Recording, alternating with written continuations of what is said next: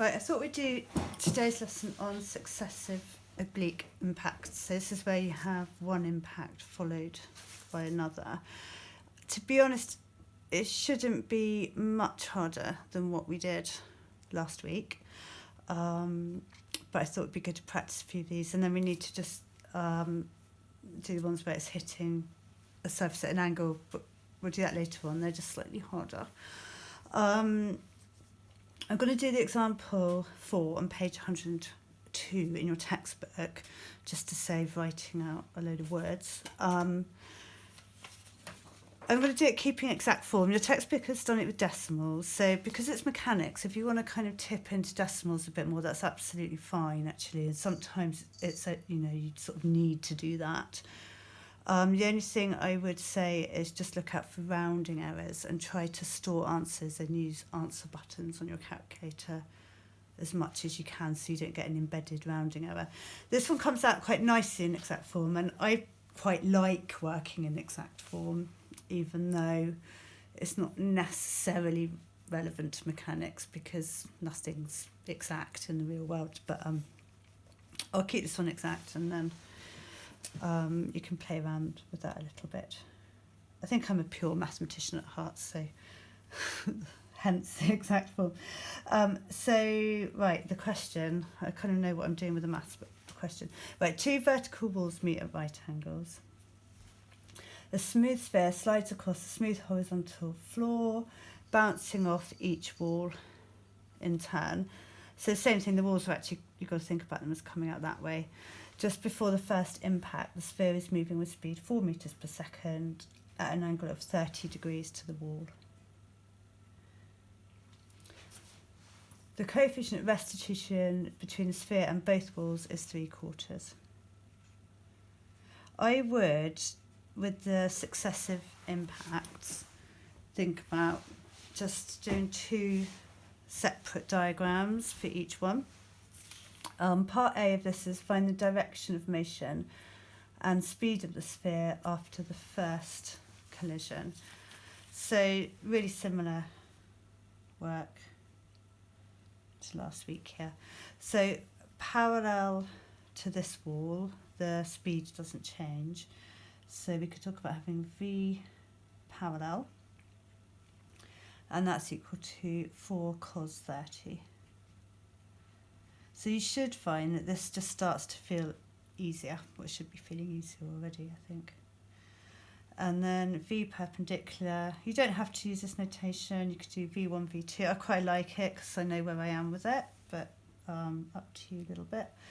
So V perpendicular, the perpendicular velocity is going to decrease on impact, is 3/4. So it's 3/4 times 4 sine 30, and you'll find you're in degrees more than radians in mechanics. That's 3/2, and so the speed V is equal to the square root of 2√3 squared plus 3/2 squared, which is equal to √57/2. You might want that as a decimal, just so you can kind of think about how big or small that is. And that comes out as 3.77 meters per second. And then for the direction, tan theta is equal to the perpendicular over the parallel. So it's 3/2 over 2√3. Pop that into your calculator, and then that gives you theta is equal to 23.4 degrees to 3 sig fig. Right, part B, you want the direction of motion and speed of the sphere after the second collision. Oh, my phone's ringing. It's my mum and dad, so I'll just ignore them and bring them back. So you probably hear my dad in the background now. So, second collision. Hello, you're not available now. Please leave your name and phone number after the beep. I don't know what to do about that. I'll just leave it go. Right, second collision. It is my dad. Right, so we're coming in here, off here, and that is route 57 over 2, alpha, angle of impact, and beta, like so. And we know that the parallel V is was 2 root 3, and the perpendicular was 3 over 2. And so they're going to swap around. And so we know that tan alpha is equal to, instead of being root 3 over 4, it'll be 4 over root 3. And then from there, you can do a right angle triangle. I've probably got my alpha in a different place. Not that it really matters. So 4 over root 3. And then the hypotenuse is root 19. Sorry, it's not the prettiest one. And so sine alpha, we only need the value for sine alpha and cos alpha. So sine is 4 over root 19, and cos alpha is root 3 over root 19. But you could, you could just do decimals if you wanted to, and have this as a decimal and decimal answers.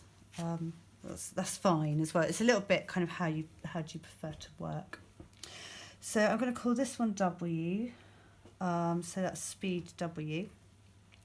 W parallel is going to equal root 57 over 2 times cos alpha, which is root 3 over root 19, and that comes out as being 3 over 2.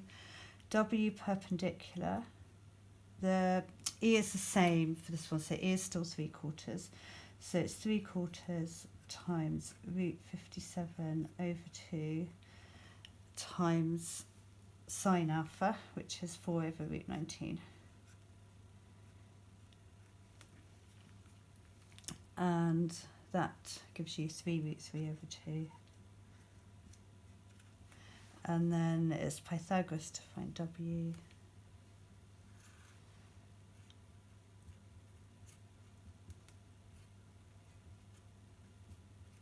And that actually comes out as being 3.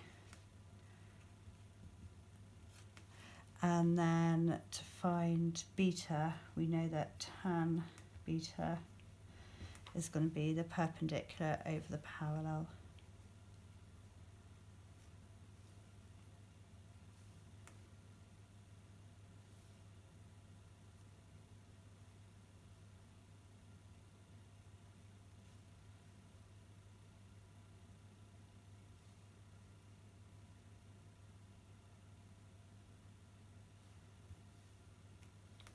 So that gives you root 3 over 2.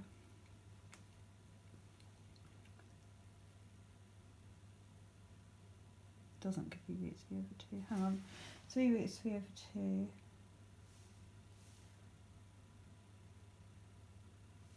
Yeah, it does. Over 3 over 2. So that's going to give me root 3 over 2.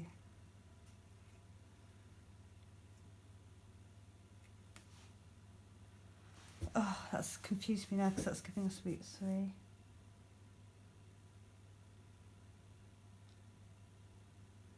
Or maybe it is. Oh, you might need to check this because I've got an answer of 60.